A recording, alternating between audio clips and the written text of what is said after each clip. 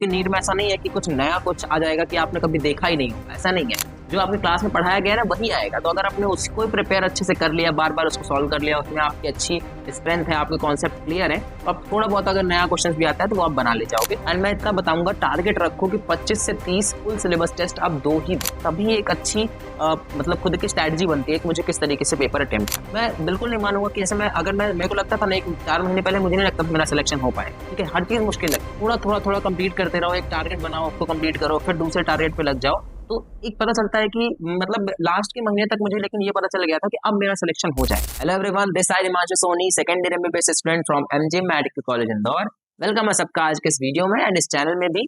And अब बहुत सारे लोगों के दिमाग में बस एक ही चीज चल रही है कि भैया ये 4 महीने हैं, अब इसको किस तरीके से दूं, किस तरीके से इसमें प्रिपरेशन करूं कि जो ये नीट का बहुत बड़ा पहाड़ हमारे सामने है ना, इसको हम क्रॉस कर पाए, है ना, और इसमें इस बार सिलेक्शन ले पाए। बस यही सवाल चल रहा होगा दिमाग। एंड तो अगर आप यही सब सोच रहे हो तो आप बिल्कुल सही वीडियो पे आपने क्लिक किया है। आपको पूरी वीडियो देखनी है, इसमें आपको लास्ट तक में इस क्लैरिटी मिल जाएगी कि मुझे किस किस पोर्शन में ध्यान देना है, ठीक है, कितना टाइम किन चीजों में देना है, और किस तरीके से 4 मंथ से मुझे इफेक्टिवली स्टडी करनी है जिससे बेस्ट रिजल्ट आप अपना नीट पे ले पाओ। ठीक है, तो सबसे पहले स्टार्ट करते हैं कि इन 4 महीनों में जब मेजर चीजें क्या है, सबसे इंपॉर्टेंट चीज क्या है। सबसे इंपॉर्टेंट चीज है नॉट योर बैकलॉग्स। ठीक है, सबसे इंपॉर्टेंट चीज ये नहीं है कि आप कितने क्वेश्चंस करते हो, मैं इस चीज को भी इंपॉर्टेंस नहीं देता हूँ। ठीक है, मैं कितने नए क्वेश्चंस ट्राई करते हो ये भी बिल्कुल इंपॉर्टेंट नहीं समझता हूँ मैं। ये सब चीजें सेकेंडरी हैं। The primary thing is the revision. ठीक है, the primary thing is revision, the primary thing is test, कितने आप टेस्ट अटेम्प्ट करते हो। ठीक है, एंड ये रिवीजन मैंने इसलिए क्वेश्चंस को, नए क्वेश्चंस को बिल्कुल ये नहीं बोला कि उसमें इंपॉर्टेंट सेकेंडरी रखा है मैंने नए क्वेश्चंस को, क्योंकि जो प्राइमरी चीज है ना वो ये है कि आपने जो क्वेश्चंस पहले सॉल्व कर रखे हैं, जो कोई नोट्स आपने पहले बना रखे हैं, इन्हीं मटेरियल को आपको फॉलो करना है। Do not follow any new material in last 4 months. आपको कुछ नहीं करना भाई कि नई बुक उठा ली आपने, नए क्वेश्चन सॉल्व कर रहे हो, नहीं। आप अपने नोट्स बनाए हैं, आपने उन नोट्स को पढ़िए, उन नोट्स के सारे क्वेश्चन सॉल्व करिए। आपने पहले डिग्री सॉल्व करी है, उनके जो क्वेश्चन नहीं बने हुए थे उनको सॉल्व करिए। पीवाईक्यूज के जो क्वेश्चन नहीं बने थे उनको सॉल्व करिए। इन क्वेश्चन से आप प्रैक्टिस करिए, नए क्वेश्चन की तरफ भी मत जाइए, क्योंकि जब आप टेस्ट देंगे ना वहां पे आपको बहुत सारे नए क्वेश्चंस मिलेंगे, वहां से आप लर्न करोगे चीजों को। जो नहीं बनेगा उसको आप अपने नोट्स में ऐड करो और फिर उससे सीखो। ठीक है, ये एक तरीका होता है नए क्वेश्चंस की तरफ जाना ही है। तो उसमें क्या करते हैं अपन की सेकेंडरी चीज है कि आपको अगर एक कुछ चैप्टर में जहां वीक है आपका जो भी पोर्शन ना, उस पोर्शन को उस टॉपिक से सिर्फ 10-15 क्वेश्चन उठा लिए अपन ने और उससे सॉल्व कर डाले। ठीक है, बाकी आप अगर रिपीटेड क्वेश्चन भी सॉल्व करते हो तो भी चलेगा, क्योंकि नीट में ऐसा नहीं है कि कुछ नया कुछ आ जाएगा कि आपने कभी देखा ही नहीं होगा, ऐसा नहीं है। जो आपकी क्लास में पढ़ाया गया है ना वही आएगा। तो अगर आपने उसको ही प्रिपेयर अच्छे से कर लिया, बार बार उसको सॉल्व कर लिया, उसमें आपकी अच्छी स्ट्रेंथ है, आपके कॉन्सेप्ट क्लियर है, तो आप थोड़ा बहुत अगर नया क्वेश्चन भी आता है तो वो आप बना ले जाओगे, जो कि आप टेस्ट में सीख जाओगे, क्योंकि आप बहुत सारे टेस्ट करने वाले हो। ठीक है, सबसे स्टार्ट करते हैं कि सबसे पहले स्टार्ट करते हैं आपकी मंथ वाइज स्ट्रेटजी, इन 4 महीने किस तरीके से मैं यूज करना है मंथ वाइज। तो सबसे पहले मंथ 1 जो होना चाहिए ना, उसमें आपको सब कुछ मतलब होल रिवीजन करना है। Don't focus on the topic कि ये क्वेश्चन ज्यादा आता है, इस टॉपिक से ज्यादा क्वेश्चन आता है, इस टॉपिक से कम क्वेश्चन आता है, ये चैप्टर छोटा है या चैप्टर बड़ा है, ऐसी कोई चीज ध्यान नहीं देनी है। क्योंकि नीट इज ऑल अबाउट कि हर एक चैप्टर से क्वेश्चन आता है। ऐसा आप नहीं कह सकते हो कि कोई भी चैप्टर आपका छूटा हुआ होगा, हर एक चैप्टर से क्वेश्चन आएगा। ठीक है, भले वहां से 2 आएंगे, भले वहां से किसी किसी से 1 आएगा, किसी से 3 आएंगे, बट आता सबसे है। एंड जिसको देखो अच्छी रैंक लानी होती है ना, वो चैप्टर छोड़ के नहीं जाते। सबसे पहला जो रिवीजन है 1 मंथ में करो, अभी ट्राई करो, क्योंकि आपका सिलेबस भी चल रहा है। ठीक है, साथ साथ में तो उसको चलाते रहो, उसमें बैकलॉग मत लाने देना। ठीक है, जो चल रहा है उसको चलने दो, लेकिन उसके साथ साथ आप रिवीजन ऐसा टारगेट बनाओ कि सारे चैप्टर्स एक प्लेन पेज में लिख लो। ठीक है, फिजिक्स के, केमिस्ट्री के जितने भी हो गए हैं उसको अपने सामने चिपका लो, और चैप्टर वाइज एक स्ट्रैटेजी बनाओ कि मेरे को कितने चैप्टर पर डे कंप्लीट करने हैं रिवीजन के, जो आपने पहले नहीं, जो आपने पहले पढ़ रखे हैं ना, उसको 2-3 बार पढ़ लिया होगा, अब फिर से पूरा रिवीजन करने की कोशिश करो 1 मंथ के अंदर।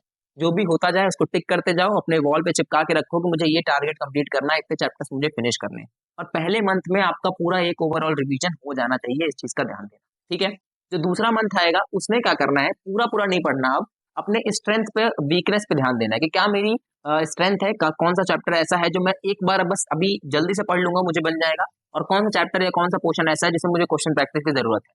तो पहला रिवीजन जो पहले मंथ में किया था वो जस्ट अपने नोट से किया। ठीक है, जो भी नोट्स हैं उसके सारे क्वेश्चंस लगा लिए, सारा कुछ थ्योरी वगैरह पढ़ ली, वहीं से रिवीजन किया। दूसरे में क्या करो कि जो भी स्ट्रेंथ अच्छा चैप्टर है, जो लगता है कि मेरे को ये तो आता है यार, ठीक है, उसमें सिर्फ नोट्स कर लो और नोट्स से क्वेश्चन कर लो। लेकिन जो वीक टॉपिक है ना, उसको अपने नोट्स से पढ़ो ही, थ्योरी पढ़ लो फिर से, एंड उसको मार्क करो कि ये मेरा वीक टॉपिक है, उसको मार्क करो और फिर से उसके थोड़ा सा 10 क्वेश्चन कम से कम उस टॉपिक से, जैसे जैसे आपके टॉपिक है, छोटा टॉपिक है, 5 क्वेश्चन कर लो और उसको क्या करो कि एक टैबुलर फॉर्म में बना लो कि हाँ ये मेरे वीक टॉपिक्स है, और उन वीक टॉपिक्स के बस अगले दूसरे मंथ आप प्लान करो कि इनके मैं क्वेश्चन प्रैक्टिस अलग से करूंगा और इन जो वीक टॉपिक्स हैं इनको अपने स्ट्रॉन्ग टॉपिक्स में कन्वर्ट करूंगा। ये दूसरा मंथ होना चाहिए आपका, इस तरीके से चलना चाहिए, ठीक है। इससे क्या होगा, 2 रिवीजन हो जाएंगे। पहला रिवीजन इसलिए क्योंकि आपने सारा कुछ पढ़ा, दूसरा कि आपने जो वीक एरियाज है उसमें ध्यान दिया, जिससे वो आपके सारे टॉपिक्स लगभग सेम लेवल पे आ चुके हैं, ठीक है। इस चीज का ध्यान देना। तीसरा महीना जो है उसमें स्टार्ट कर देना है आपको मॉक टेस्ट। ये याद रखना, लास्ट के 2 महीने तो टेस्ट स्टार्ट करना ही पड़ेगा। जैसे देखो, जो आपके रेगुलर वीक वाइज टेस्ट चल रहे हैं वो तो आप देते ही हो, ठीक है, वो तो आप देना, ऐसा नहीं कह रहा हूँ कि छोड़ के सीधा लास्ट के दो महीने में देना, वो नहीं। मॉक टेस्ट मतलब फुल सिलेबस टेस्ट। जब फुल सिलेबस टेस्ट एक बार क्या करना होता है कि जब भी आपका तीसरा मंथ आएगा ना, उसमें आपका हो सकता है पूरा 11th तो कंप्लीट हो ही जाएगा, पूरा 12th भी लगभग कंप्लीट हो जाएगा। तो आपके जहां भी आप पढ़ रहे होगे ना, वहां फुल लेंथ स्टार्ट हो जाएंगे टेस्ट देना, है ना, फुल जो चैप्टर फुल सिलेबस टेस्ट होता है वो स्टार्ट हो जाएंगे। तो पहले क्या करना, पूरा एक 11 का टेस्ट देना, ठीक है, फिर पूरा एक 12th का देना और फिर दोनों साथ में देना। तो वो तीसरे मंथ से स्टार्ट करना है आपको टेस्ट देना। जितने टेस्ट दोगे तीसरे मंथ से, उतने ज्यादा टेस्ट अटेम्प्ट हो पाएंगे, उतने ज्यादा नए क्वेश्चन से आपके सामने आएंगे और पता चलेगा कि मुझे किस तरीके से अप्रोच करना है पेपर में, ठीक है। एंड मैं इतना बताऊंगा, टारगेट रखो कि 25 से 30 फुल सिलेबस टेस्ट आप दो ही दो, ठीक है।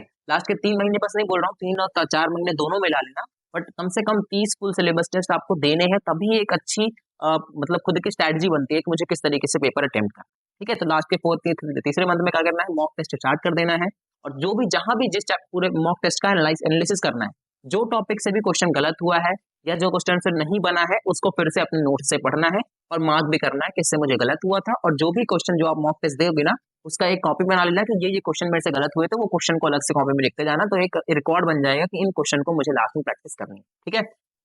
अगला चौथा मंथ आएगा, उसमें आपको क्या करना है, हाई यील्ड टॉपिक। अब इसमें क्या करना कि देखना कि किस वेटेज किसका ज्यादा है, ठीक है।